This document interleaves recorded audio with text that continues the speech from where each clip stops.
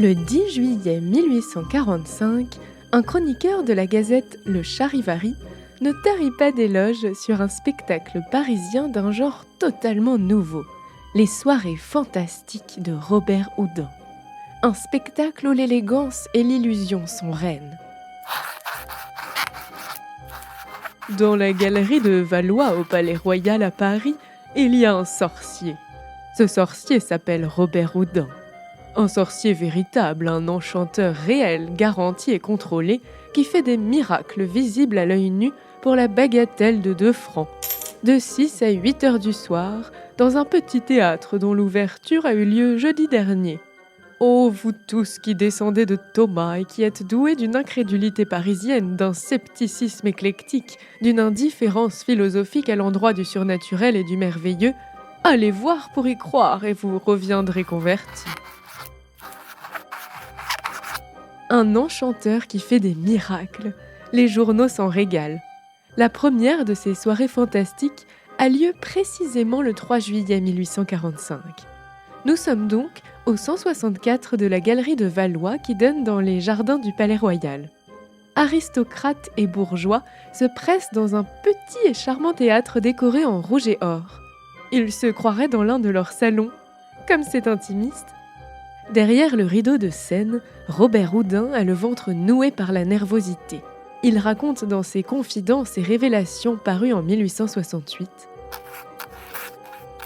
8 heures sonnèrent et retentirent dans mon cœur comme la dernière heure du condamné. Jamais dans ma vie je ne ressentis pareille émotion, pareille torture. Il a travaillé dur pour en arriver là. Il sait qu'il joue son nom, sa fortune et l'avenir de sa famille. Le rideau se lève. Le public n'en croit pas ses yeux. Nombreux sont ceux qui s'attendaient à voir un escamoteur en habit loufoque et chapeau pointu brailler des calembours. Ils sont heureusement surpris. Le front large, le nez saillant, la bouche spirituelle, le visage osseux, il porte ses cheveux longs et bouclés à la mode de 1830. Un étonnant mélange entre le savant et l'artiste romantique. Le spectacle commence. Sa voix se fait entendre. Que sa parole est sobre, que son éloquence est simple et efficace. Comme c'est intéressant, il tient un discours scientifique au lieu d'envoyer de la poudre aux yeux. Cloués à leur siège, les spectateurs sont incapables de détacher leur regard de la scène où se succèdent des tours réalisés à l'aide d'automates. Des merveilles de mécanique, de poésie et d'ingéniosité. Robert Houdin annonce subitement l'oranger merveilleux. Qu'est-ce donc ? Oh, le voilà qui emprunte un mouchoir à une dame. Il roule le mouchoir sur lui-même pour confectionner une boule qu'il place à côté d'un œuf, d'un citron et d'une orange.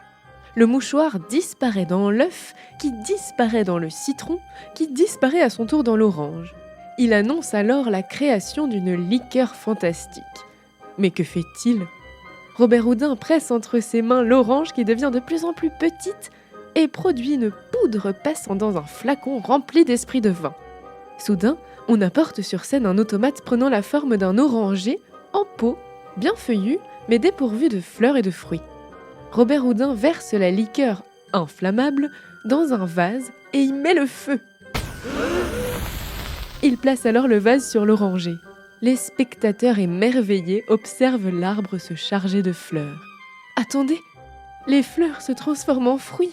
Robert Houdin distribue les oranges à son public. Toutes, sauf une, restées dans l'arbre. C'est alors qu'elle s'ouvre en 4 parties et dévoile son trésor. « Mon mouchoir !» s'écrie la dame. 2 papillons battant des ailes le soulèvent chacun par un coin et le déploient dans les airs devant la salle médusée.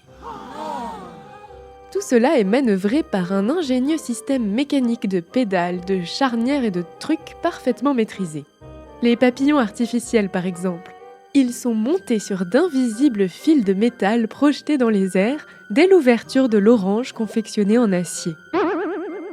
Chaque soir, le public des soirées fantastiques du théâtre Robert Houdin quitte la salle avec le sourire aux lèvres et des étoiles plein les yeux. Mais qui est cet homme étonnant ? À la fois inventeur, mécanicien, scientifique et premier prestidigitateur officiel de l'histoire. Voici le destin merveilleux du grand maître de la magie moderne, celui qui la débarrasse de ses mystifications historiques et lui donne ses lettres de noblesse.